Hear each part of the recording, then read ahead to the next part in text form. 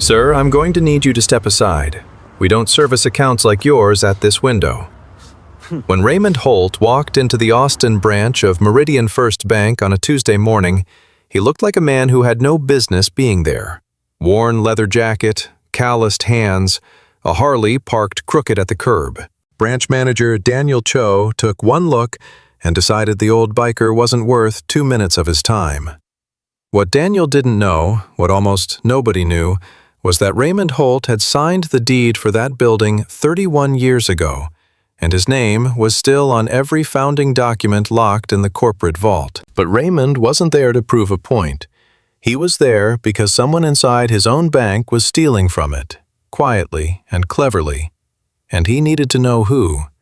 He found the thief. What he didn't expect was finding in a 26-year-old teller who chose honesty over self-preservation the one person worth trusting with everything he was about to leave behind. The bike was a 1987 Harley-Davidson Sportster, and it had seen better decades. The chrome on the exhaust pipes had gone dull sometime around 2003, and the black paint on the tank carried 3 different scars from 3 different roads, none of which Raymond Holt had ever bothered to repair. He liked it that way. A bike that looked too good meant a man who cared too much about being looked at. He pulled into the parking lot of the Meridian First Bank on Congress Avenue at 8:53 in the morning, 7 minutes before the branch opened to the public.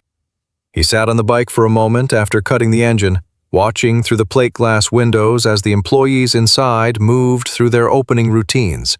The tellers counting their drawers, the loan officers unlocking their offices, the branch manager standing near the front door with his arms crossed, checking his watch as if time itself owed him something.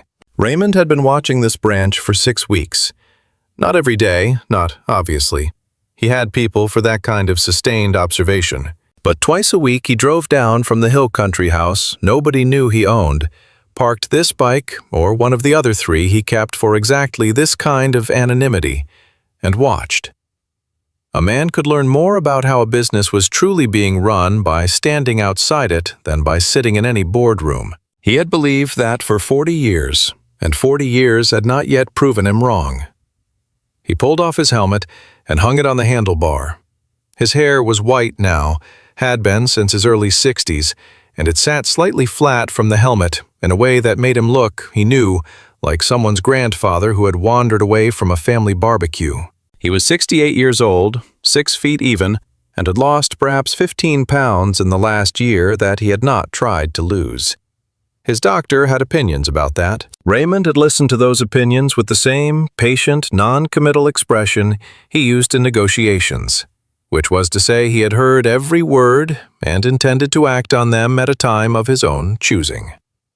He unzipped his jacket part-way enough to reach the inside pocket and confirm the USB drive was still there. Then he walked to the front door and waited with 2 other early customers, a woman in scrubs who was clearly coming off a night shift, and a teenage boy holding a deposit envelope with the careful grip of someone handling something important for the first time. The door unlocked at 9 sharp. Raymond let the other 2 go first. Inside, the branch smelled like recycled air and carpet cleaner, and the faint ghost of someone's morning coffee. The lobby had been renovated in 2019. He had approved that budget, or rather the holding company's facilities committee had, which amounted to the same thing. And the renovation had replaced the warm wood paneling he remembered with the kind of clean gray surfaces that looked modern in photographs and cold in person. He walked to the shorter of the 2 teller lines and stood behind the woman in scrubs who was already at the window. He was aware of the branch manager the moment the man spotted him. It wasn't a dramatic thing. Raymond was not standing out, was not making noise, was not doing anything that should have drawn attention. But Daniel Cho Raymond had studied the personnel file, knew the name, knew the resume, knew the compensation history, and the performance reviews, and the 2 complaints that had been filed against him in 3 years and quietly resolved. Daniel Cho had the particular alertness of a man who organized the world into categories and became uncomfortable when something didn't fit neatly. An old man in a worn leather jacket standing in line at 9 in the morning apparently did not fit. Raymond watched the manager watching him. He kept his expression easy, the way he always did when he was paying closest attention. Daniel was 34 years old, well-dressed in the particular way of someone who had studied what well-dressed looked like rather than grown up around it. The suit was good, but the pocket square was half a beat too deliberate. He had the build of someone who had been athletic in college and kept just enough of it to feel entitled to take up space. He walked across the lobby with the unhurried pace of a man who wanted you to know he was not rushing, which was itself a kind of rushing. "Sir." He stopped a few feet away, not quite in the line, not quite out of it. His voice was pleasant in the way that customer service training made voices pleasant, with the warmth sitting right at the surface and nothing underneath it. "Can I help you figure out what you need today?" Raymond looked at him. "I'm in line," he said. "I need the line." "Of course." A small smile.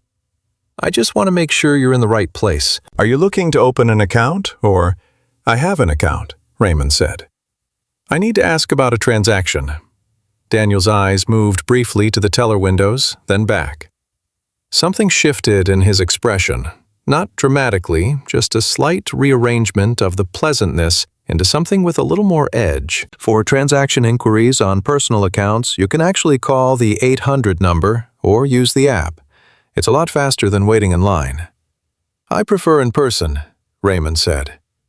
The woman in scrubs finished at the window and moved away. The teller, young woman, dark hair pulled back, name tag that said Vivian, looked up. "Next, please." Raymond took one step forward. Daniel moved slightly, not enough to block him physically, but enough to redirect. "Sir, I'm going to need you to step aside. We don't service accounts like yours at this window." His voice had dropped just enough that the other customers in the lobby wouldn't catch all of it, which was its own kind of calculation. "This window is for premier and signature account holders. If you can show me your card, I can direct you to the right service area." Raymond stopped. He looked at Daniel for a moment with an expression that people who knew him well would have recognized as the most dangerous kind of stillness, the quiet before a decision was already made, but not yet announced. Then he reached into his jacket pocket, took out his wallet, and removed a card. He set it on the counter with a small, unhurried sound. It was a plain, black card. No logo on the front, no visible account number, just a magnetic stripe and a small embossed sequence of letters. MFB-F. The F stood for founder. There were 4 of them in existence. Raymond had the other 3 in a lockbox in his office at the Hill Country House. Daniel looked at the card. His brow moved fractionally the way it moved when something didn't compute immediately. "I'll wait," Raymond said, "for this window."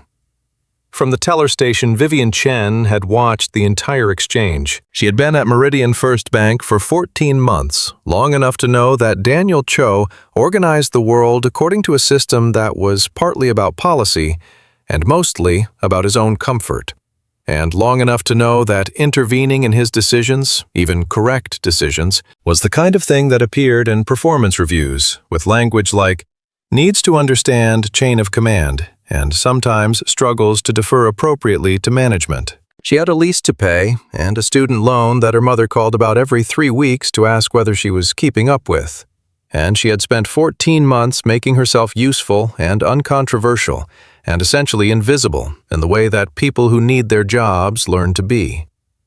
She watched Daniel pick up the black card and examine it with an expression that had moved from dismissal into something less certain. She watched him turn it over once, as if looking for something he recognized. She watched him set it back down and open his mouth to say something that she was fairly sure was going to be wrong. She said, "Sir, I can help you here." Daniel turned to look at her. His expression was not angry. That would come later, in the smaller, more careful way that anger came when witnesses were nearby. But it had the particular quality of a door being very slowly and deliberately closed. "Mr. Cho," she said, keeping her voice even, "this gentleman has been waiting, and I have an open window. I'm happy to assist with any transaction inquiry." She looked at Raymond and nodded. "Come on over, sir." Raymond picked up his card from the counter. He walked to Vivian's window. He set the card down again in front of her, and she noticed for the first time the tiny, embossed letters MFB-F, and filed them away as something she didn't know the meaning of yet. "I need to review a transaction from 2 Thursdays ago," Raymond said. "Outbound wire from account ending in 7741, $13,400. Vivian pulled up the account. The name on the file was R. Holt. The account had been open since 1993. She was 3 years old in 1993, which was not a thought she expressed out loud. "I see it," she said. "The wire was processed on Thursday the 14th at 2:17 in the afternoon. It went to a receiving account at..." She stopped. The destination field showed an internal account number, which was unusual for an external wire. "That's odd. This is showing a transfer to an internal account. Did you authorize a transfer between your accounts?" "I did not," Raymond said. He said it with the same flat certainty someone would say the sky was blue. No heat, no alarm, just fact. Vivian looked at the transaction again. The internal account number in the destination field was one she didn't recognize, which meant it was not a standard retail account. She had enough system access to see that it existed, but the account name was masked. It showed only a 4-letter code that she didn't have the clearance to expand. "Mr. Holt, I can flag this as an unauthorized transaction and begin a dispute. That would freeze the receiving account pending investigation. But for a transfer of this size to an internal account, I'd need to escalate to." "Don't escalate yet," Raymond said. He said it quietly, and the way he said it made Vivian pause and look at him fully for the first time since he'd sat down. He was watching her with an attention that was different from how customers usually watch tellers. Not impatient, not distracted, not performing patience. He was watching her the way someone watched someone else when they were learning something specific about them. "Can you tell me the date the receiving account was opened?" She checked. 11 months ago, she said. "And who is listed as the account manager?" She checked again. The field was populated, not masked. She read him the name. Raymond nodded once, very slowly, the way a man nodded when he had just confirmed something he had hoped was not true. He looked past her for a moment at some middle distance, and for just a second Vivian saw something pass through his expression that was not the composed blankness he'd worn since walking in. Something older and more tired, and a little like the way her father had looked the morning he'd come home from work for the last time. Then it was gone. "Thank you," Raymond said. He stood up from the chair across the counter. "One other question. There's a woman who used to work here, customer service supervisor, tall, always kept a red coffee mug on her desk. Margaret Okafor. Is she still with the branch?" Vivian shook her head. "Margaret Okafor retired. About 10 years ago, I think. Before my time." Raymond almost smiled. It didn't fully reach the surface, but it was there, like a word a person thought and didn't say. "That sounds about right," he said. "She'd be glad to be done with it." He tucked the card back into his wallet. "You're good at your job." Vivian opened her mouth to say something professional and deflecting, the way she had trained herself to respond to any remark that felt personal at work, and then stopped. Because the way he said it was not a compliment designed to get something. It was simply an observation made by a man who had been watching closely. "Thank you," she said instead. He nodded once more and walked toward the exit. He passed Daniel Cho without looking at him. Daniel watched him go with an expression that Vivian could not entirely read. Partly relief, partly something more unsteady. The look of a man who had expected a problem to leave and was not entirely sure it had. Vivian looked back at her screen. The transaction was still open. She looked at the internal account number in the destination field, the 4-letter code she didn't have clearance to expand. The account opened 11 months ago. The name of the account manager displayed in plain text. She minimized the window before Daniel could walk past and see it open on her screen. But she had memorized what she'd read. She had a habit of doing that, holding on to details that didn't fit until she understood why they didn't fit. Her mother called it a blessing. Every job she'd had before this one had called it something less charitable. She closed her drawer and called the next customer. Outside in the parking lot, Raymond sat on the Sportster for a moment without starting it. The Austin heat was already building, the sky a pale, burning white that would darken to blue as the day went on. He turned the USB drive over in his fingers once, the way he used to turn a coin over when he was thinking. Back when he was young enough to have habits he hadn't examined yet. Then he put it back in his pocket, put on his helmet, and started the bike. He had a name now. He'd had a suspicion for 3 weeks and a pattern for 6, and now he had a name attached to a transaction, attached to an account. And the account manager who had opened it 11 months ago had a performance file that Raymond had read twice and found insufficient. What he had not expected was that the first person to show him anything honest inside that branch in 6 weeks of watching would be a teller who looked young enough to be his granddaughter, and who had stepped in front of her own branch manager on behalf of a stranger she had every professional reason to ignore. He filed that away, too, and pulled into traffic.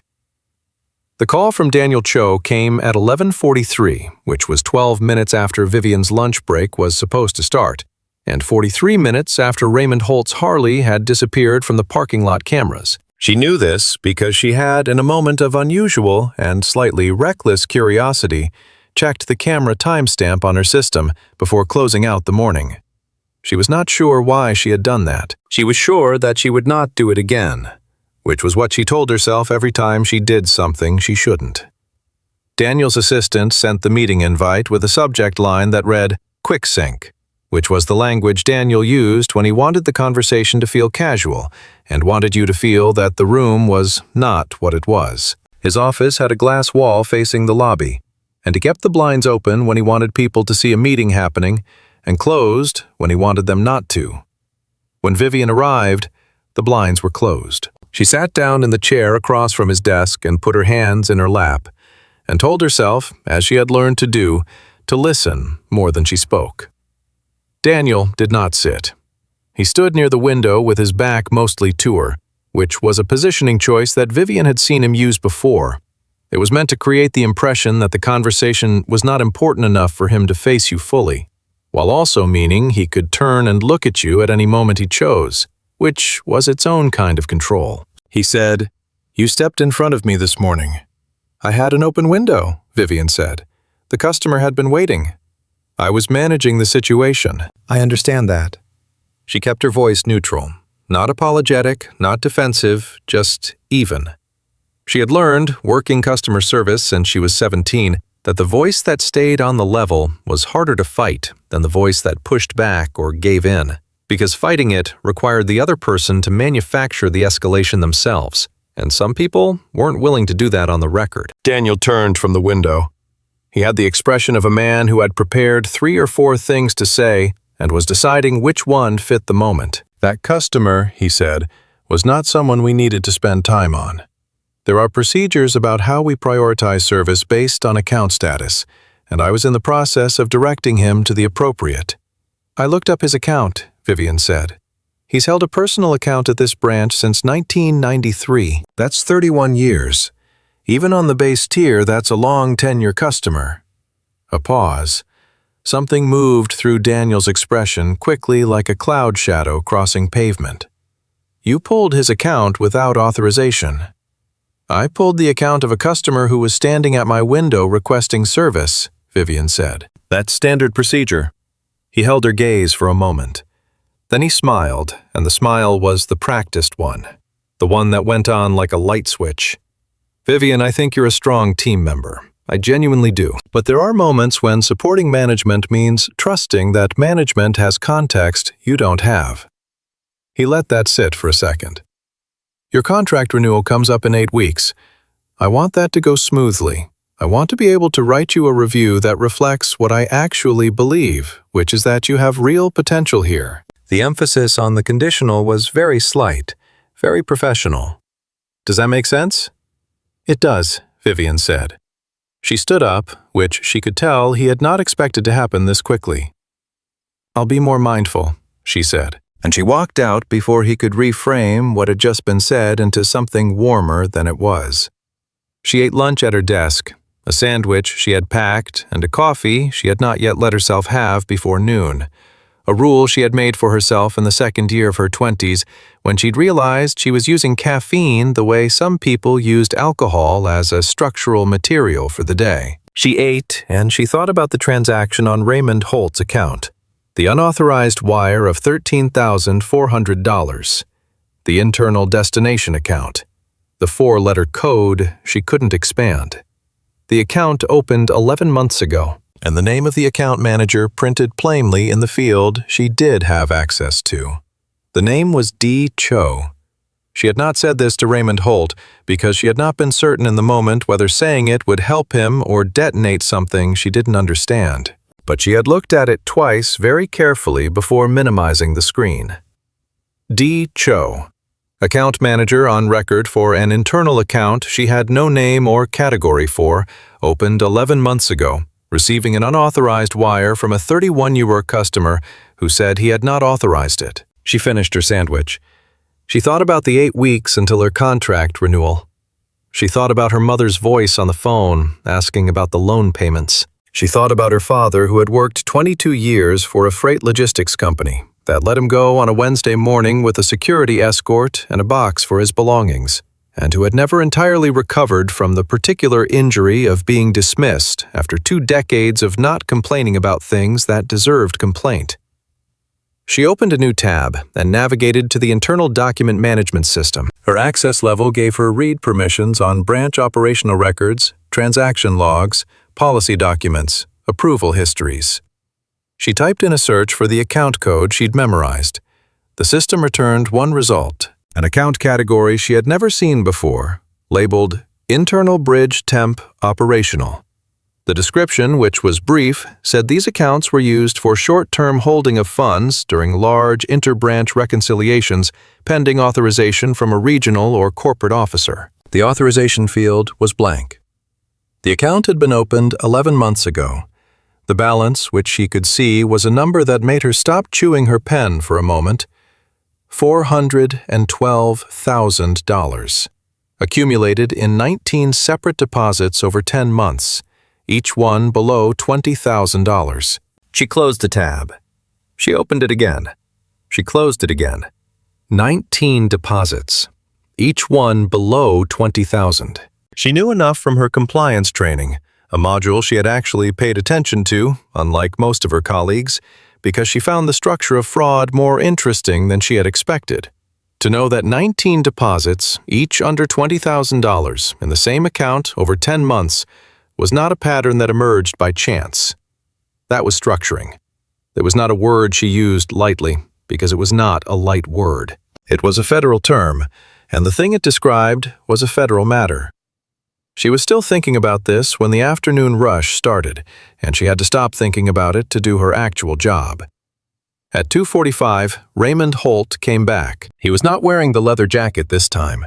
He had changed into a plain blue button-down shirt with the sleeves rolled to the elbow, and he had left the bike somewhere because he came in on foot, which she noticed because she had been, without fully acknowledging it to herself, watching the parking lot intermittently since noon. He went directly to her window, which happened to be open, and sat down with the same unhurried ease he'd had in the morning, as if he had never left or had simply paused between thoughts. "You're back," she said. "I had another question," he said. She pulled up his account, which was already somewhat in her memory from the morning and the way that things lodged themselves when they were unusual. "What can I help you with?" "The account I was asking about this morning," he said. "The destination of that wire. Can you tell me the category of account it went to?" She looked at her screen. Then she looked at him. She said, "How did you know there was a category to look for?" He said nothing for a moment. He was doing that thing again, watching her in the specific, attentive way that didn't demand anything, just collected information. "I used to work in banking," he said. "For how long?" "Long enough," he said. "The category, if you're able to see it." She could see it. She had the result still in the browser history, had not cleared it yet, which was either careless or, she acknowledged to herself, not entirely accidental. It's listed as an internal bridge account, temporary operational, for reconciliation purposes. Is there an authorization officer listed? No, she said. The field is blank. Another of those slow, confirming nods. And the account manager? She held his gaze for exactly 2 seconds. Why are you asking me these questions in person instead of going through corporate channels? He was quiet for a moment. A teller at the next window was explaining overdraft fees to a college student with the patient repetition of someone who had explained overdraft fees many times. Outside on Congress Avenue, a truck changed gears going uphill. Raymond Holt looked at his hands for a moment, then back at her. Because corporate channels, he said, go through people I am not yet certain I can trust. The way he said it was not dramatic.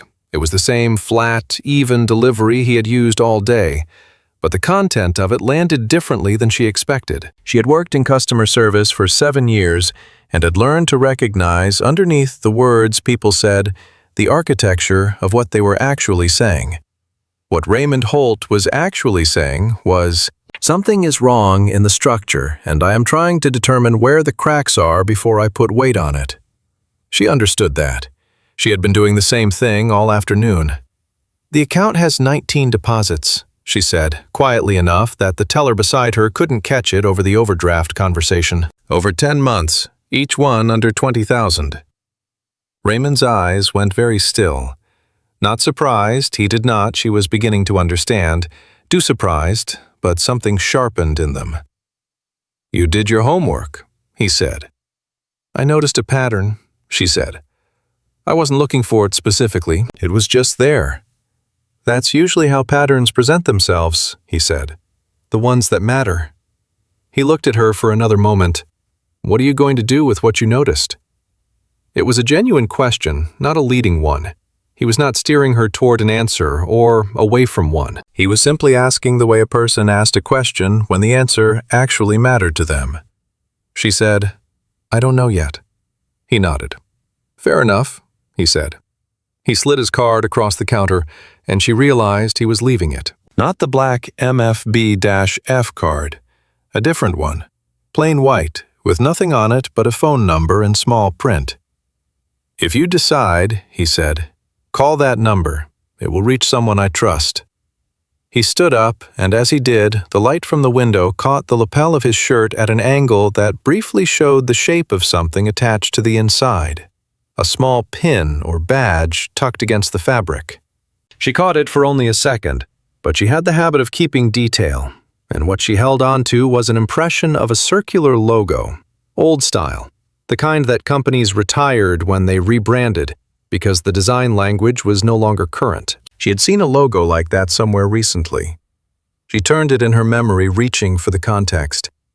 She was still turning it when he was already across the lobby and out the door, and Daniel Cho was emerging from his office with the expression of a man who had looked at the security monitor and not liked what he'd seen. She slipped the white card under her drawer tray, underneath the stacks of envelopes she kept there for lack of a better place, and pulled her keyboard closer and began typing the next customer's information as if she had been doing exactly that, calmly and without incident for the last 5 minutes. She had. Mostly. That evening she sat at her kitchen table with her laptop and a glass of water and the memory of a circular logo. She opened the Meridian First Bank website, navigated to the About Us page, found the timeline section they had added during the rebranding campaign of 2019. There was a photograph there labeled Our History. The original signage of the first Meridian First branch opened in Austin in 1993. The logo in the photograph was circular, old style, the kind companies retired when they rebranded. And in the lower right corner of the photograph, half visible, there was a motorcycle parked at the curb. A Harley, black with chrome that had not yet gone dull. She looked at the photograph for a long time. She thought about the name R. Holt on the account open since 1993. She thought about the question of who, in the long architecture of a company that old, might have a card with the letters MFB-F embossed on the front. She typed into the search bar, Meridian First Bank Founder. The result came back instantly, with a photograph from a 2009 press release about the company's rebranding. Raymond Holt, founder and chairman, Meridian First Bank Corporation, photographed at the company's Austin headquarters. He was 51 in the photograph, his hair just beginning to go white, wearing a suit that he looked slightly uncomfortable in. The next search result was a Forbes profile from 2015 that described him as intensely private, rarely photographed, and believed to have stepped back from day-to-day operations while retaining controlling interest in the holding company. Intensely private, rarely photographed, believed to have stepped back. Vivian closed the laptop and sat in the quiet of her apartment for a while. On the street below, someone's car stereo moved past and faded. She thought about what it meant that Raymond Holt, the founder and chairman of the company she worked for, the man whose name was on the founding documents of the bank that paid her salary, had come into the Congress Avenue branch on a Tuesday morning, then turned away from a teller window by the branch manager, and had not said a single word to identify himself. She thought about why a man in his position would do that. She thought about 19 deposits under $20,000 and the blank authorization field and D. Cho's name on the account. She thought about the white card under her drawer tray. She did not call the number that night, but she did not throw the card away. She started keeping a list. It was not a dramatic or deliberate decision. It started on Wednesday morning when she arrived early and before the branch opened, ran a report she technically had access to run branch transaction volume by account category for the past 12 months. It was a standard operational report, the kind that branch managers generated for quarterly reviews and that tellers occasionally pulled to verify their own drawer reconciliation. Running it for analytical purposes outside of that context was not, strictly speaking, outside her permissions. It was simply not something she had any official reason to do. She ran it anyway. She printed the report and folded it into thirds and put it in the outer pocket of her bag under a folder of lease renewal documents she had been carrying around for 2 weeks, meaning to mail. Then she went to a window and opened for business and was courteous and efficient and did not think about the report until her first break when she sat in the small break room that smelled like the inside of a microwave and unfolded it on the table. What she was looking for was a pattern in the loan approvals. What she found was more than that. The branch had approved 47 small business loans in the last 12 months, which was within normal range for a branch this size. But 18 of those approvals had gone through on the same day each month, the last business day of the month, and all 18 were routed through a single approval code. The approval code belonged in the system to a user ID she did not recognize.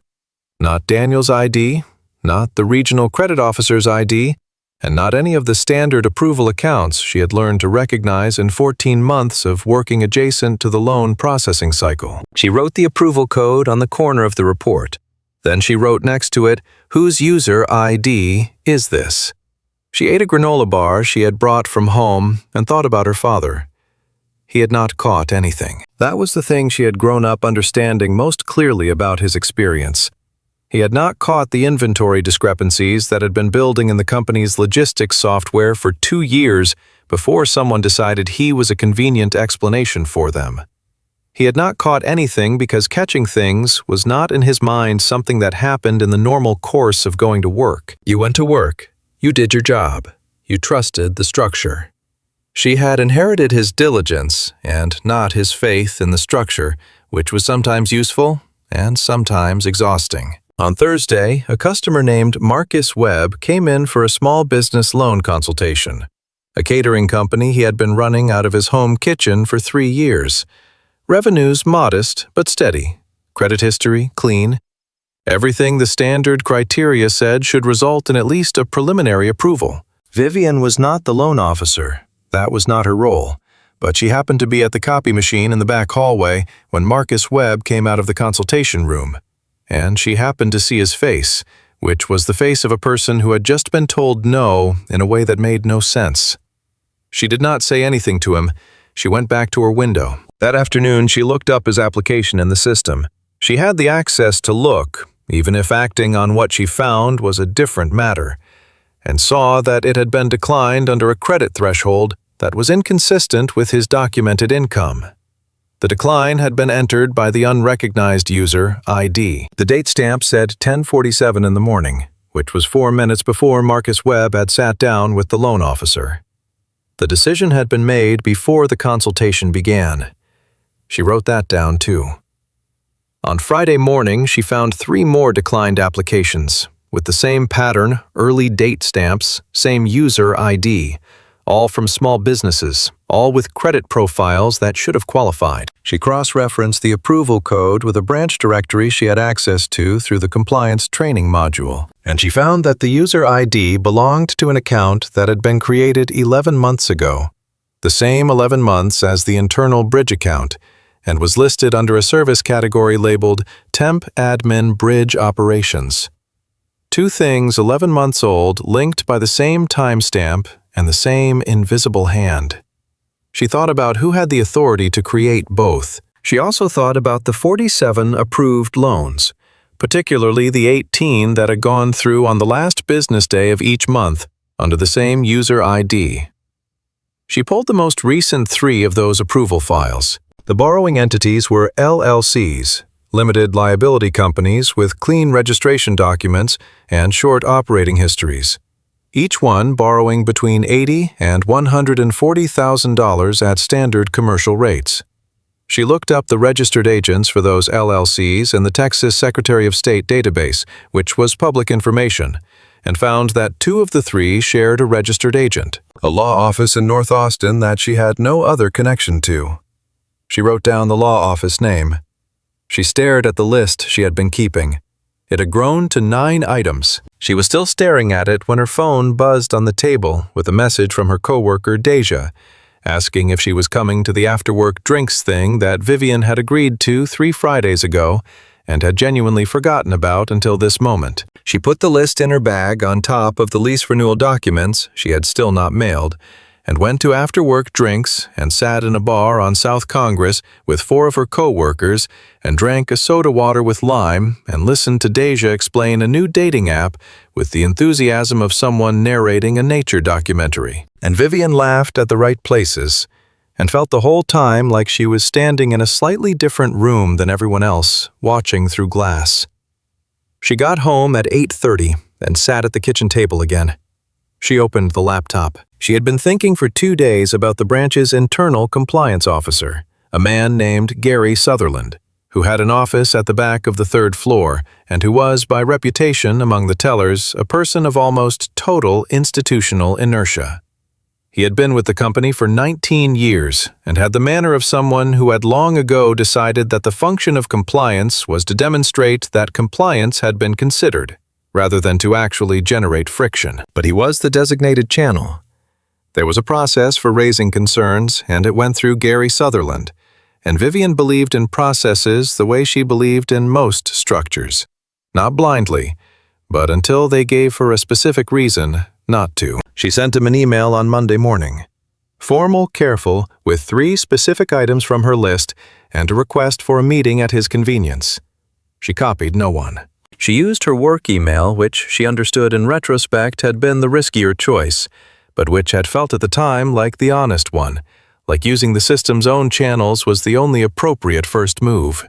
Gary Sutherland replied on Tuesday at 2 in the afternoon, with a single paragraph that thanked her for raising the concern, acknowledged that the patterns she had described were worth keeping an eye on, and informed her that he had escalated the matter to the regional compliance team and would follow up when he had more information.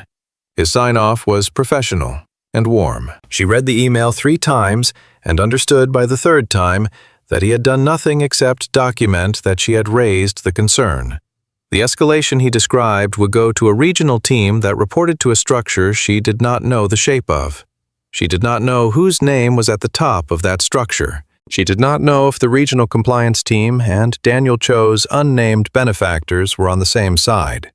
She called the number on the white card that night. A woman answered. Professional, middle-aged in her voice, the kind of precision that came from years of managing communication for someone who valued discretion. She said, "Holt Group, how can I help you?" Not Meridian First Bank. Holt Group. "My name is Vivian Chen," Vivian said. "I work at the Congress Avenue branch. Mr. Holt gave me this number and said to call if—" She stopped. She thought about how to say the rest of it. "I have some documents I think you should see." "Please hold," the woman said without hesitation. There was a pause of perhaps 40 seconds. Then Raymond Holt's voice, the same even, unhurried voice she had heard across the teller counter, said, "Miss Chen?" "Mr. Holt," she said. And then, because she had decided she was going to be direct about this rather than diplomatic, she said, "I know who you are. I looked you up." A brief pause. "I see. I want you to know that's not why I'm calling. I'm not calling because of who you are. I'm calling because I went through the right channels first, and I don't believe the right channels are going to do anything about this." She said it in one continuous sentence, the way she had planned, so that it didn't sound like a pitch and didn't sound like she was asking for anything. "I have documentation of what I believe is a systematic pattern of fraudulent loan manipulation and fund structuring through internal bridge accounts at the Congress Avenue branch. 9 items, with timestamps and approval codes and LLC registration cross-references. And I went to the compliance officer on Monday, and I think the most generous interpretation of what he did is nothing." Raymond was quiet for a moment. On his end, she could hear faintly what sounded like wind, an outdoor sound, not a quiet office. She imagined him somewhere outside, which fit the impression she had of him better than an office did. "How much do you know about what you're looking at?" he said. "Enough to know what structuring means," she said, "and enough to know I don't know everything. I don't have access to the full picture of the internal accounts or the loan approval authorization chain. I have the part I can see from where I'm standing. And what do you need from me?" "I need to know," she said, "whether giving you this documentation is going to make things better or whether it's going to make things worse for a different reason." She paused. "I don't know what your relationship is to Daniel Cho or the structure he's operating in. I just know you're the one who came into the branch asking about an unauthorized transaction. And I know the destination account has his name on it. And I know you didn't escalate through corporate channels." Another pause, longer this time. The outdoor sound continued. "You're right to ask that," he said. "Daniel Cho is not someone I have a relationship with that would make this difficult. He's a branch manager I appointed on the recommendation of a regional board member, and I'm increasingly confident that recommendation was made in bad faith." He said it with the same flatness, the same absence of drama. "What I need to know is whether you're willing to document what you have formally in a way that can be used in an investigation, and what that would cost you." "It could cost me my job," Vivian said. "Yes," he said. "It could." She appreciated that he didn't argue with that. "I haven't decided yet," she said. "I wanted to have this conversation first." "That's sensible," he said. She looked at the list on the kitchen table. 9 items. Her father's face the morning he came home with the box. "Can I ask you something?" "Yes." "When you came in on Tuesday," she said, "you already knew about the transaction. You already knew the account existed. You were checking something specific, not discovering it." She waited a beat. "What were you actually doing in the branch?" The pause this time was the longest one yet. Not evasive, she had learned in 2 conversations that Raymond Holt's pauses were not evasion. They were the sound of a man deciding how much of the truth the moment required. "I was deciding," he said, "whether the problem in that branch was systemic or was Daniel Cho specifically. And I was watching the people who worked there to see how they behaved when a situation wasn't clean." "You were testing the branch." "I was observing it," he said. "There's a difference. Testing implies I had a script. I didn't. I just walked in as myself, or as close to myself as I ever walk around as, and watched what happened." She thought about Daniel's face when Raymond had set the card on the counter. She thought about Gary Sutherland's email. She thought about Marcus Webb's face in the back hallway. She thought about 19 deposits, each one under $20,000, building over 10 months into a number that had made her stop chewing her pen. "Okay," she said. "Okay what?" he said. "Okay, I'll document it formally," she said. I want to know one thing first. The compliance officer I emailed on Monday, Gary Sutherland. Do you know if he's part of it? I don't know yet, Raymond said. I suspect he is not a principal, but that he's been made to understand certain things are not to be pursued. There's a difference between malice and managed ignorance. I'd want to verify before I said more. That's honest, she said. I try to be, he said, when it's useful. She almost laughed at that. Someone will call you tomorrow, he said. A lawyer named Patricia Osei. She works directly for me, not for the bank's legal structure. Tell her what you told me, and show her what you have. He paused. Miss Chen, you don't have to do this. I know, she said. She hung up and sat with the phone in her hand for a minute. Then she picked up the list, looked at it one more time, and went to get her scanner. She was scanning the third document when her laptop made the sound it made when a new email arrived. She glanced at it without stopping the scan. The email was from an address she didn't recognize, with no subject line, and the body of it was 2 sentences. The first sentence said, "You should know when to stop looking." The second sentence said, "Contract renewals go both ways." She looked at the email for a long moment. She looked at the document in the scanner. She pressed scan. Patricia Osei was not what Vivian had expected, which she acknowledged was partly her own assumption and partly the particular way Raymond Holt described people economically without adjectives, in a way that left you filling in the blank with something that turned out to be wrong. She had expected a lawyer in the corporate mold, polished and impersonal. What arrived at the coffee shop on 4th Street at 7:45 on Wednesday morning was a woman in her early 50s in a gray blazer and running shoes, carrying a large iced coffee and a canvas tote bag with the quick appraising eyes of someone who spent their professional life locating the fault lines in things. She sat down, looked at Vivian and said, "You sent a formal email through your work account. That was either brave or impulsive. Which one did it feel like?" "Impulsive," Vivian said. "But I'd make the same call again." Patricia nodded once, as if this was the answer she'd expected and found adequate. "Then let's see what you have."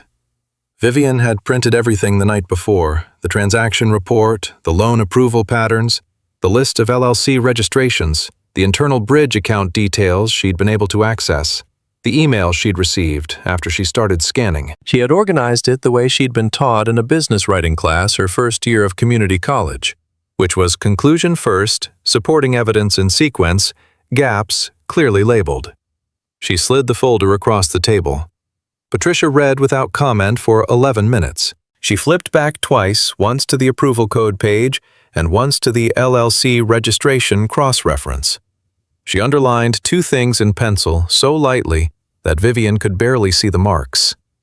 19 deposits, Patricia said without looking up. Over 10 months, Vivian confirmed. Below 20,000 each. Yes. Patricia set the folder down. She picked up her iced coffee and drank from it, looking out the window at the morning street. And Vivian waited, because she had learned that people who were actually thinking needed a different kind of patience than people who were performing thought. "I want to be clear about something," Patricia said. "What you've given me is a very solid foundation for a preliminary inquiry. It is not yet evidence of the specific crime I believe we're looking at. What it is evidence of is a pattern consistent with that crime plus 2 or 3 very specific anomalies that will become much more significant once we trace the authorization chain." She looked at Vivian directly. "To do that, I need access to the internal account records that are masked at your clearance level. I have a way to get those, but the moment I begin pulling those records, Daniel Cho, or whoever is monitoring the account, may be notified. Which means there's a window between when I pull the records and when we have enough to move on this formally. And in that window, you are vulnerable." "I got the threatening email last night," Vivian said. Patricia was unsurprised. "I assumed you had. Raymond mentioned you sounded like someone who had already crossed a line they'd been thinking about crossing." She paused. "I want to say something that I want you to hear as a statement of fact and not as pressure. Raymond Holt is the controlling shareholder and founder of Meridian First Bank Corporation. If this investigation proceeds and results in formal findings, the branch manager of a single Austin location is going to have the full weight of corporate governance, legal counsel, and federal financial regulation come down on him. The issue is not whether Daniel Cho is going to lose this fight. The issue is the window. The window where I might get fired before the investigation concludes, Vivian said. Or where your access to the documentation gets revoked. Or where the internal accounts get cleaned before we can pull them. Or where Daniel makes a move through the board to muddy the waters. Patricia set down her coffee. Any of these things become significantly harder if we move tonight. Tonight, Vivian said. I have a corporate authorization that allows me to pull the full internal account records as acting legal representative of the controlling shareholder. I can exercise it tonight after business hours through the system's after-hours access protocol. If I have complete records by morning, I can file a preliminary report with the OCC before the branch opens. She named the regulatory body the way someone named a tool, not with drama, just with the specific knowledge of what it was designed to do. That filing triggers a mandatory review period, during which the branch cannot take retaliatory personnel actions. You're protected from the moment the filing is confirmed. And if something goes wrong tonight, Vivian said. If the system flags your access, or Daniel is watching, then we move faster, Patricia said simply. I've moved faster before. Vivian looked at the folder on the table. She thought about the email. She thought about contract renewals going both ways, and about the 11 months of deposits that hadn't gone through anything legitimate, and about Marcus Webb's face in the hallway, and about her father's box. Do it tonight, she said. Patricia picked up the folder and tucked it into the canvas tote. I'll need your documentation sent to my secure file system. I'll send you the link. She stood up and then paused. Raymond told me something about you. He said you were the first person in 6 weeks of visiting that branch who did the honest thing in the moment when it was inconvenient. I want you to know he doesn't say things like that routinely. Is that supposed to make me feel better about the window? Vivian asked. Patricia almost smiled. A little, she said. Yes. She left. Vivian sat with her untouched coffee and the morning traffic outside the window and thought about the rest of her day, which involved going to the branch and doing her job for 8 hours, while Patricia Osei pulled records somewhere in the digital architecture of the bank she worked for. And Daniel Cho walked around the lobby with his arms crossed, and Raymond Holt drove around Austin on a 1987 Harley, knowing things Vivian was only beginning to understand the shape of. She went to work. She was courteous and efficient. She reconciled her drawer without an error. She did not run any reports or pull any files or do anything that could be logged as out of the ordinary. She ate her lunch at her desk and listened to Deja talk about the dating app again and laughed at the right places. At 4:52 in the afternoon, 8 minutes before her shift ended, she was in the file storage room behind the teller's stations, returning a printed form to the cabinet where the branch kept its overflow document storage. The file storage room was not on the main camera circuit. She had noticed this in her first month, had thought nothing of it, then thought of it now as a feature of the room rather than the benign oversight it probably was. She was returning the form when she heard the door open behind her. She turned around. Daniel Cho was standing in the doorway. He was not wearing his jacket. He'd taken it off sometime in the afternoon, which happened on days when he was agitated. She had noticed because he ran warm when he was tense and got particular about his jacket. His sleeves were rolled to the forearm. He looked at her with an expression that was the closest she had seen to his face, without the layer of managed pleasantness on top of it. And what was underneath was not rage exactly, but something older and more cornered. The look of someone who had been doing something they needed to keep doing and had just seen the walls move. "You've been busy," he said. The pleasant voice was gone. The register was lower, quieter in the way that certain kinds of threat went quiet instead of loud. Running reports, pulling account files, sending emails you shouldn't have sent to people who are going to tell you to stay in your lane. Vivian kept her back to the cabinet. I process documentation as part of my role, she said.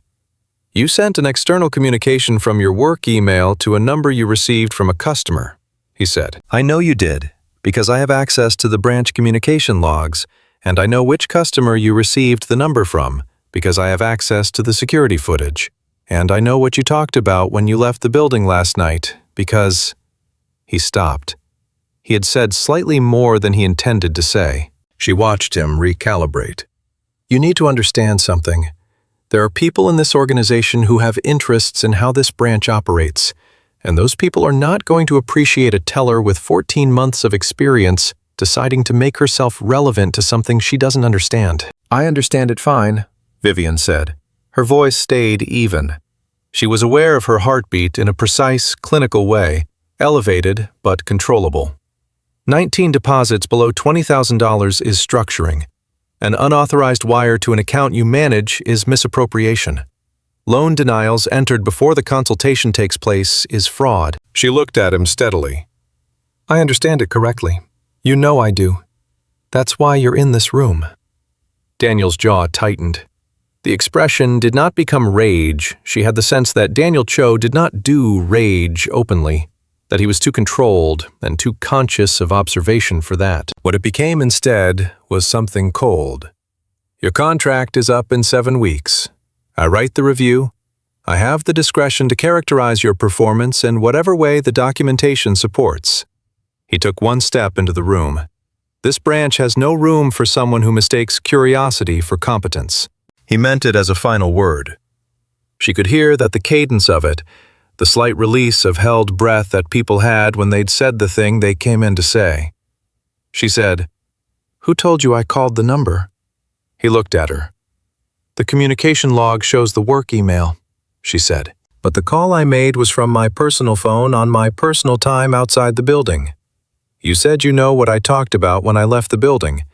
That's not in a communication log." She watched his face. "Someone is monitoring my personal communications, which is not a thing this branch has the authority to do. And the fact that you just told me that is probably the most useful thing you've said in this conversation." The expression on his face changed in a way that she would remember clearly afterward. Not collapse, exactly. More like the moment when the load-bearing calculation in someone's confidence shows a flaw. He had walked in here to deliver a warning, and had instead delivered a disclosure. He took a step back. He was recovering, she could see it, repackaging, rerouting, finding the managed pleasantness again from wherever it lived when it was not on his face. "I think this conversation has run its course," he said, and the voice was almost even again, almost back to the calibrated warmth of a man who had studied what professional sounded like. "Think carefully about what you want the next 7 weeks to look like." He left. The door closed behind him. Vivian stood in the file storage room for 30 seconds, alone, and let herself breathe. She had been holding her spine straight through that conversation with a deliberateness that was now releasing the way a string went slack when the bow was lowered. Her hands were steady, which surprised her slightly. She had expected them not to be. She took out her personal phone. She texted the number Patricia had sent her. "He just told me they're monitoring my personal communications. I need to know if tonight still works." The reply came back in 4 minutes. "Tonight absolutely works. Everything I need is already pulled." Vivian read that sentence twice. Then she typed, "What do you mean, already pulled?" Patricia's reply. "Raymond authorized the pull 3 days ago. I've had the full internal account record since Sunday. I was waiting for you to give me the documentation from your end to complete the picture." She paused, then added, "I'm sorry we didn't tell you that up front. It would have made the last 3 days easier." Vivian stood in the file room for another moment. She thought about 3 days ago, which was the day before Raymond had come back to the branch for the second time and asked her questions he had already known the answers to. She thought about what that meant that he had been watching the branch, had pulled the records, and had still come back to ask her directly. She thought about what Patricia had said in the coffee shop. The first person in 6 weeks who did the honest thing when it was inconvenient. She typed back. Was he testing me? Or was he checking something else? Patricia's reply came quickly this time. Honestly, both. But the second thing was more important to him than the first. Vivian read that and put her phone away. She finished her shift. She clocked out at 5:01, 1 minute late, which was unusual for her, and said goodbye to Deja and walked to her car and sat in the driver's seat for a moment with the engine off and the Austin heat sitting heavy on the metal of the car, and thought about the second thing being more important. She drove home and ate dinner and waited. At 9:47, her phone rang. Patricia, not a text. The OCC filing went in at 9:30, Patricia said. It's confirmed. The review period is active as of now. Vivian let out a breath she had been managing since the file room. There's more, Patricia said. Raymond wants to brief you tonight on the full picture. Are you available? Yes, Vivian said. He'll be at the Congress Avenue branch in 20 minutes. He has access to the building after hours. A brief pause. I know that might feel strange. It doesn't feel strange, Vivian said. It feels like exactly what it is. She grabbed her keys and drove back to the building she had just left an hour ago. The parking lot was empty and sodium lit, and the branch was dark behind the glass, except for the emergency panel lights that ran along the floor. Raymond's Harley was parked at the curb with the same slightly crooked lean as the first morning, as if he had never learned to park it any other way. He was inside, already standing near the teller line with his jacket back on and a manila folder in his hand. And the building in the dark was different from the building in the day, smaller and quieter, and more itself, stripped of the managed surfaces and the recycled air smell. He looked up when she came in. Patricia filed at 9:30, she said. I know, he said. I was on the call. He looked at her for a moment. You did well today. He told me they were monitoring my personal communications, she said. I don't think he meant to. He didn't, Raymond said. That's going to be very useful to the investigation. Personal surveillance without authorization is a separate matter from the financial irregularities. He opened the folder and set it on the counter in front of her. I want to show you the full picture. What was in the folder was the complete picture of the internal bridge account, not just the 19 deposits she had found, but a second layer she had not had the clearance to see. Beneath the bridge account was a network of 4 LLC accounts, each one approved through the fraudulent user ID, each one receiving disbursements from the bridge account in amounts that almost matched but did not exactly match the approved loan amounts. The difference in each case, never more than 4%, had been diverted to a fifth account. The fifth account was held offshore. The registered beneficial owner of that account, according to the documents Patricia had obtained through the internal pull, was a trust entity whose formation documents listed 2 principals. One of them was a board member of Meridian First Bank Corporation named Elliot Marsh. Elliot Marsh, Vivian said. Is he the one who recommended Daniel for this branch? He is, Raymond said. And the monitoring of my communications. Marsh has relationships with a security consulting firm that has contracts with 3 of our branches. The contract permits certain monitoring protocols in the context of employee compliance investigations. He paused. It does not permit unilateral personal surveillance without a documented internal investigation being opened. No investigation was opened on you. That contract is going to be very carefully examined in the next 48 hours. Vivian looked at the folder. The full picture was larger than she had seen from her window, and colder and more deliberate. Not one person's ambition, but a structure within the structure, built over 11 months with the patience of people who understood the architecture of financial institutions well enough to hide inside it. How long have you known about Marsh? She said. I've suspected him for 2 months, Raymond said. I didn't have the complete connection to the branch operations until tonight.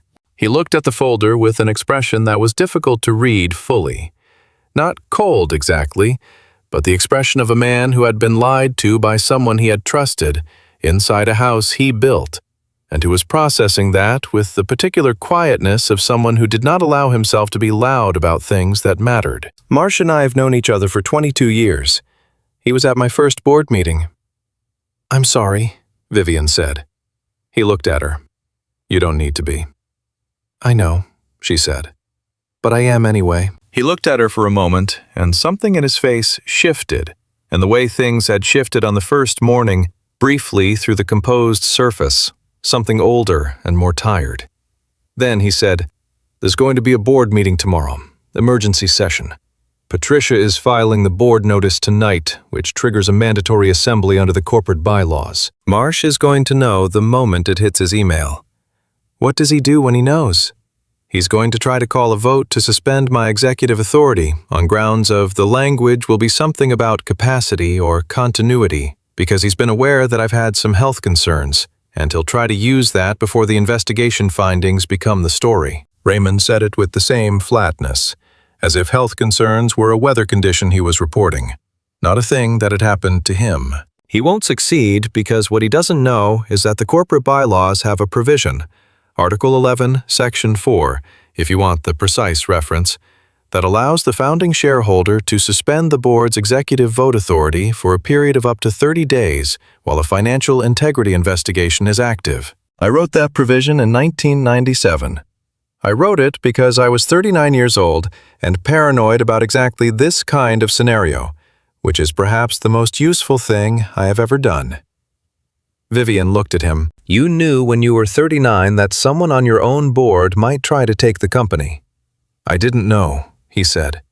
"I considered the possibility. There's a difference." He closed the folder. "Go home, Miss Chen. Get some sleep. Tomorrow is going to be long, and I need you to be sharp."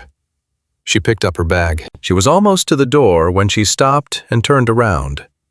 "You said Patricia told you I was the first person in 6 weeks who did the honest thing, but you'd already pulled the account records 3 days before the second time you came in." She watched him.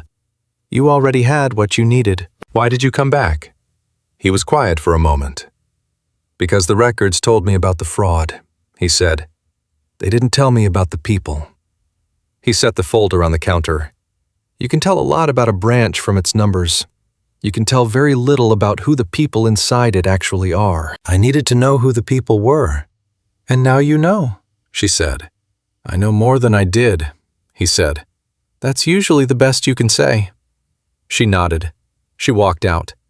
The parking lot was still empty, still sodium lit, and behind her she could hear the faint sound of Raymond moving inside the branch.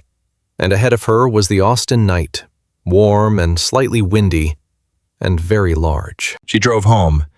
She did not sleep as well as she would have liked, but she slept. The email from the corporate secretary hit at 6:43 in the morning, which was 4 minutes after Patricia Osei sent the board assembly notice, and approximately the time it took Elliot Marsh's assistant to wake him up and read it to him. Vivian knew this because Patricia had told her the night before that the sequence of events would be rapid, and that rapid was what they needed. Rapid meant that Marsh would not have time to do the careful, quiet things, the kind of shaping of narratives and the calling of favors and the restructuring of documents that people in his position were very good at when given enough runway. Instead, he would have to be loud, and loud was traceable. Vivian arrived at the branch at 8:15, 45 minutes early. She did not know exactly why she came early, except that it felt wrong to be somewhere else when the thing she had helped set in motion was in motion. The parking lot was empty, except for a black SUV she didn't recognize. And then, at 8:22, a second one. Patricia had mentioned that the Holt Group's external legal team would send representatives to the branch to secure the physical document archive before the branch opened. She watched them carry cases from the vehicle to the entrance and thought about all the papers she had printed and scanned over the past week, the folder she had handed Patricia at the coffee shop, her own list of 9 items on a kitchen table that had now been entered into a regulatory filing and a corporate legal action and the beginning of a federal financial review.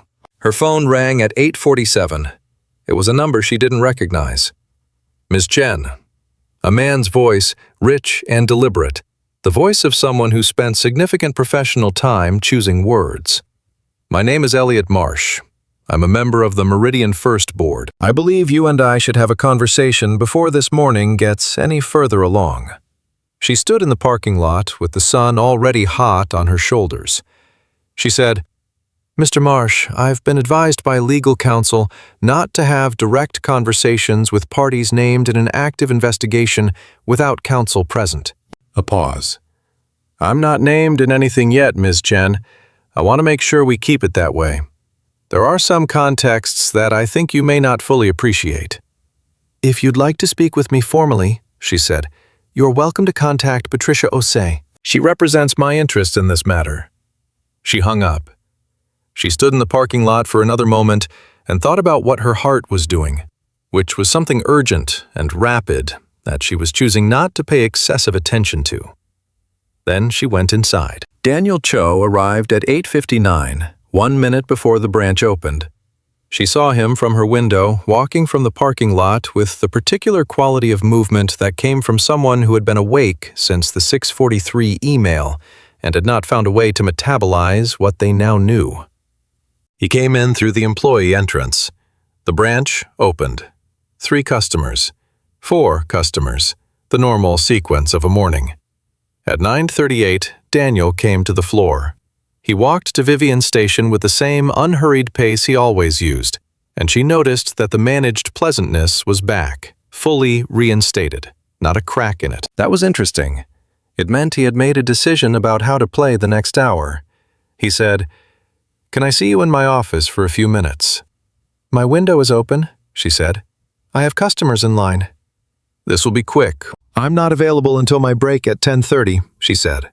"If it's urgent, you're welcome to put a note in writing." Something moved behind his eyes. The pleasantness held, but barely.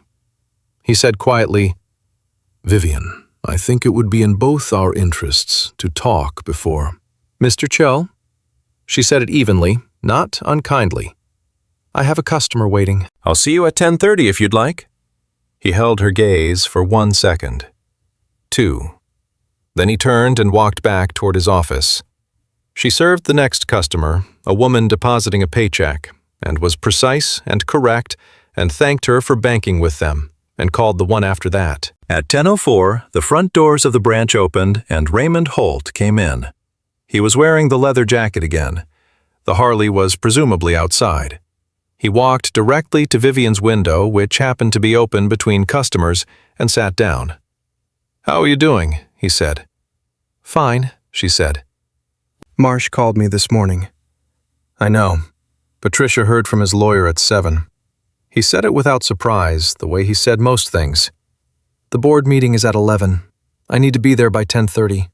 I came to tell you a few things first." "All right," she said. "The OCC confirmation came through at 6 this morning. The review period is formally active.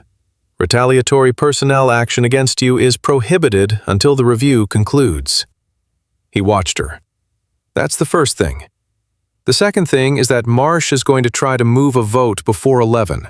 He's been calling board members since 7, and he has 3 votes committed, his own and 2 others who have been receiving certain benefits through the same LLC structure that Daniel was operating.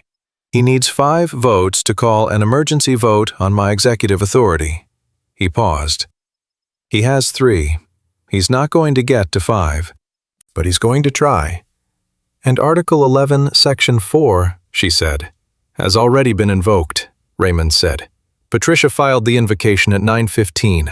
Marsh's lawyer is currently arguing that it doesn't apply because no formal board meeting has been convened yet, which is an interpretation of the bylaw that I would describe as creative and incorrect. He said it the way he described most things, flatly, accurately, without performance.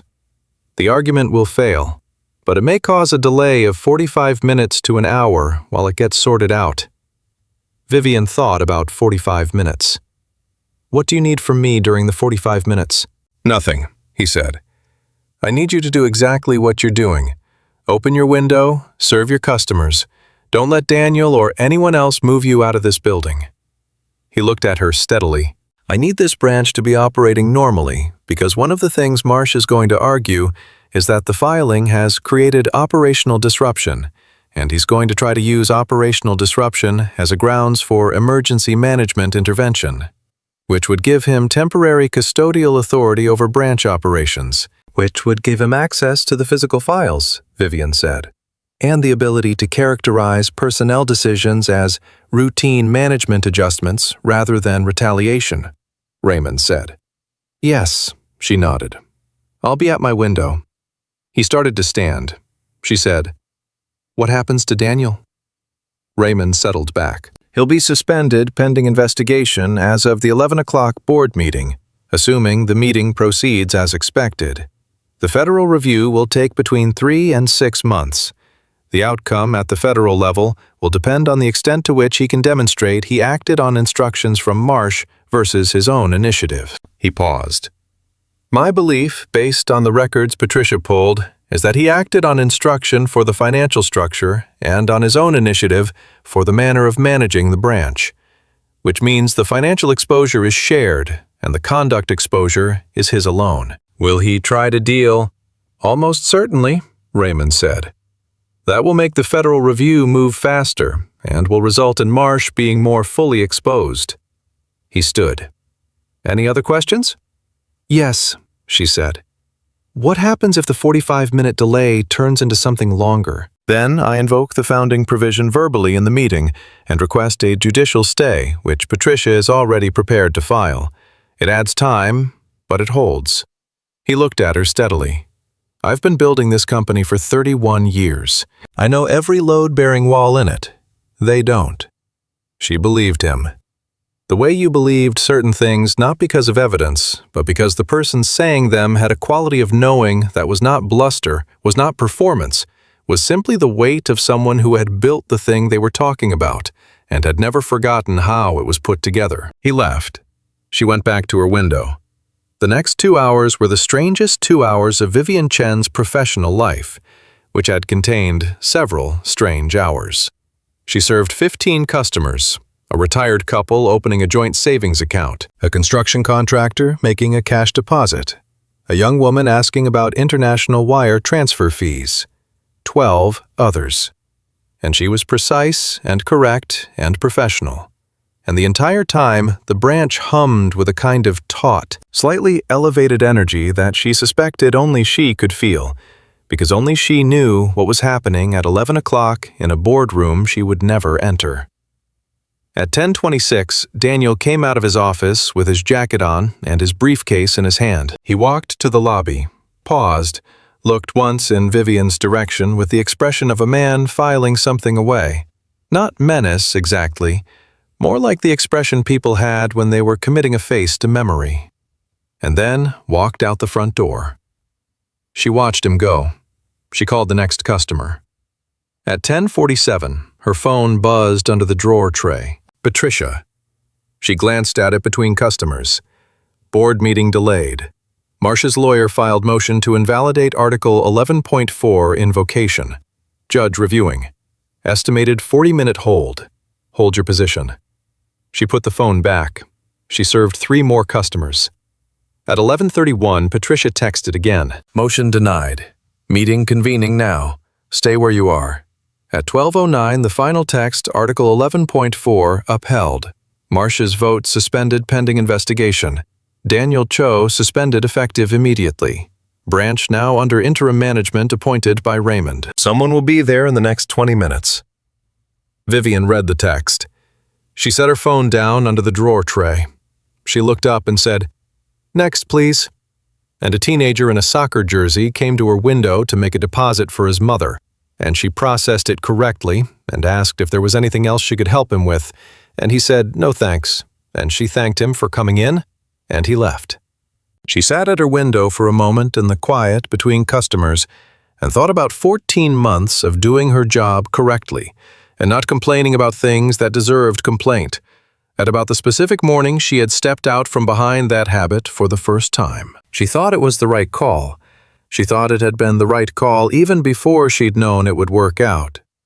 That made her feel she realized more like herself than she had in a while. The interim branch manager, a calm woman named Sandra Nguyen, who came from the corporate office and moved through the branch with the practiced confidence of someone who had done this kind of transition before, arrived at 12:31 and introduced herself to the staff with a quiet efficiency that asked nothing dramatic from anyone. She met briefly with each department head. She asked Vivian to stay after closing for a short conversation, which Vivian did, and which turned out to be a verification of the documentation sequence and a confirmation that Vivian's role was fully protected under the review period. "You're going to be fine," Sandra told her in the tone of someone reporting a fact rather than offering comfort. "I know," Vivian said, which was true and was also the first time it had felt fully true.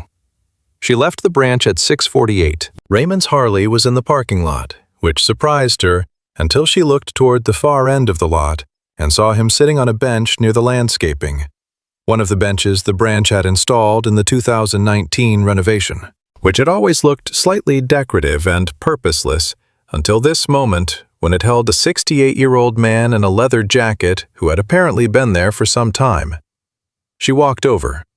She sat on the bench next to him, which felt natural, which was slightly strange because almost nothing about the last 3 weeks had felt natural, and yet this did. "How did it go?" she said.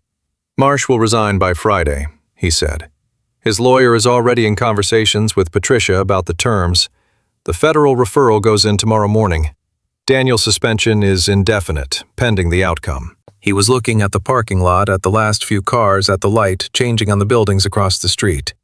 "Gary Sutherland, your compliance officer, submitted a voluntary disclosure this afternoon.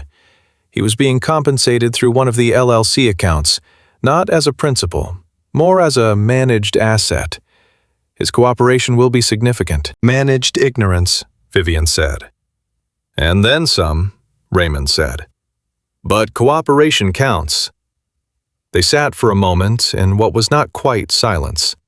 There was traffic, and somewhere nearby someone was mowing a lawn in the early evening, and the city made its city sounds. Vivian thought about her father, and about the specific quality of being vindicated in a way that didn't bring back the time that had been lost, and about how some forms of justice were satisfying, and some were just accurate. "I want to talk to you about something," Raymond said. "All right?" "The branch is going to need significant restructuring over the next 6 months. Personnel process and monitoring architecture. Patricia is going to manage the legal side, and Sandra will handle the operational transition." He paused. "The thing neither of them can do is the compliance function. Not the audit compliance that will be handled centrally. I mean the ongoing internal review function, someone embedded in day-to-day operations who can identify patterns before they build into something like what we just dealt with." He looked at her. "I want to create that role formally, and I want you to hold it." Vivian looked at him. "I'm a teller." "You were a teller," he said. "For 14 months, you saw things that your superiors were either missing or deliberately ignoring. And you documented them, correctly reported through the right channels, first, and made the right calls when the right channels failed." He said it the way he said most things, plainly, without flattery in it, which made it harder to deflect. "You're 26. You don't have a finance degree.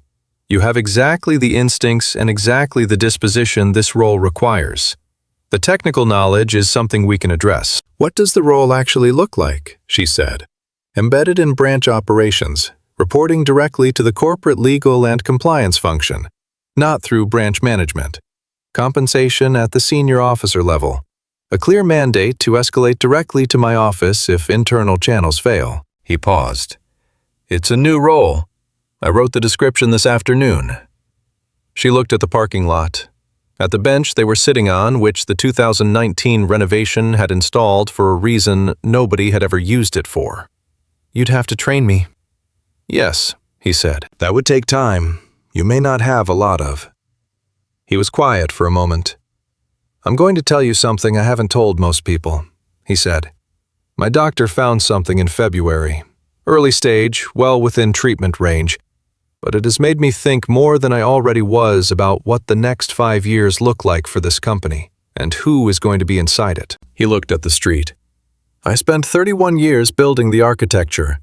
I need to spend whatever time I have left making sure the people inside the architecture are the right people. Or at least," he said with something that was almost wry, "better than the ones who've been there." Vivian looked at him. She thought about his daughter Claire, whose name had come up exactly once in the research she'd done. A brief mention in a 2018 profile of the Holt Group described only as Raymond Holt's daughter and occasional company board observer. She thought about the quality of loneliness that built up in a person who had spent decades being intensely private about everything that mattered. "Why did you come to the branch yourself?" she said. "6 weeks of personal reconnaissance.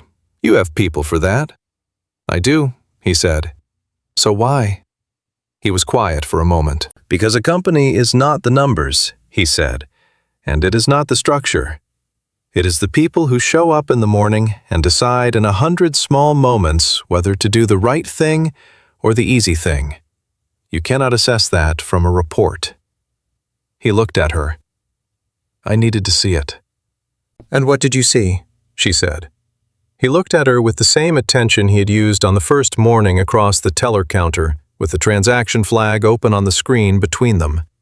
"I saw someone who had every professional reason to look the other way," he said, "and who didn't. Not because she was certain it would work out, because it was the right thing." She looked at the parking lot. "You were testing me," she said. "I told you before. Observing," he said. "What's the difference?" She said, the same way she'd asked it before. "Testing assumes I had a predetermined pass or fail," he said. "Observing means I was genuinely uncertain what I would find." He paused. "I was genuinely uncertain." She thought about that. She thought about what it meant to build something for 31 years and still be genuinely uncertain about the people inside it, to trust the structure you built but not assume it ran itself, to show up personally on a Harley in a worn leather jacket because there was something you needed to see with your own eyes. "I'll take the role," she said. He nodded once the small nod she had come to read correctly. Not a dismissal, not a period. More like the sound a door made when it settled into a frame. They sat on the bench for another few minutes. The traffic thinned slightly as the evening moved toward 7. Vivian thought about calling her mother that night to talk about something other than loan payments. She thought about Marcus Webb and whether his application could be resubmitted under the new regime. She thought about all the people who had come through the teller windows in 14 months, each of them carrying whatever weight the day had put on them, each of them needing the person on the other side of the counter to be accurate and courteous and present, and how she had been those things even when she had not been sure it was enough. Raymond stood up. He zipped his jacket halfway, which he had learned was his traveling configuration. "There's one thing left I have to do tonight," he said. "I've been putting it off longer than I should have." She looked at him. "Your daughter," she said. He looked at her. Something moved through his expression, surprise, the real kind, not performed. "How did you know that?" "You mentioned her once," Vivian said. "Not by name, but the way you mentioned her." He was quiet for a moment. "She doesn't know I'm sick," he said. "I've been telling myself I was waiting until I knew more, but I've known enough for 3 months. I've been waiting because telling her means—" He stopped. "It means she sees the part of me I've spent 31 years not showing anyone." "I think," Vivian said carefully, "she probably already knows that part exists. She's just been waiting for you to let her see it." He looked at her for a moment. The expression on his face was the one she had seen only in fragments, the older, more tired thing, the one that surfaced briefly and then went back under. This time it stayed a little longer. "You're probably right," he said. "I'm observing," she said, "not testing." Something in his face shifted, and it was the closest she had seen to a real smile. Not the wry, almost wry that occasionally surfaced, but something fuller, that went to the eyes that belonged to the 68-year-old man behind the 40 years of cultivated blankness. It lasted for just a moment. "Get some sleep," he said. "You start Monday." He walked to the Harley. He put on his helmet. He pulled into traffic with the slight mechanical rumble of a 1987 engine that had been maintained carefully for 37 years, which was itself a statement about what Raymond Holt considered worth keeping. Vivian sat on the bench for another minute. The evening light on the buildings was the particular gold that Austin got in summer, when the sun was almost down, the kind that made everything look briefly like it was lit from the inside. She thought about calling her mother. She decided she would. She thought about whether she had any food in the apartment. She thought about the list of 9 items that was now a formal regulatory filing, and about Marcus Webb, and about all the people inside the structures that buildings like this one contained, moving through their days, making small decisions that accumulated into something. She got up. She walked to her car.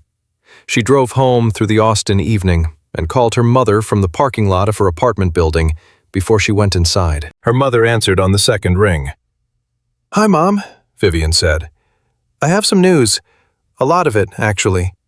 Are you somewhere you can sit down?" Her mother said, "Of course, what's going on? You sound different." "I'm fine," Vivian said. "I'm really fine. She looked up at the building, at the lit windows of other people's evenings. There was something at work that needed to be handled, and I handled it. And I wanted to tell you." Her mother was quiet for a moment, and then said in a voice that parents used when they had been waiting for a particular kind of phone call for a long time, "Tell me everything." So Vivian did. In a house in the hill country north of Austin, Raymond Holt sat in the kitchen with his phone in his hand for a long time. The house was old and comfortable, and almost never had other people in it, which had been a choice for decades, and which he was beginning to understand was not entirely a choice anymore. Outside, the Texas dark had come down, and the stars were the kind that you only got away from city light, dense and very old and very far away. The kind that made you feel, if you let them, both small and briefly free of the particular urgency of your own days. He called his daughter at 8:47 in the evening. She answered on the third ring, her voice careful in the way it had been for several years, the careful voice of someone who loved you and had been hurt enough times by the gap between your availability and your presence that they had learned not to assume. "Dad," she said. "Claire," he said, "I need to tell you something. I should have told you 3 months ago, and I'm sorry I didn't." He paused.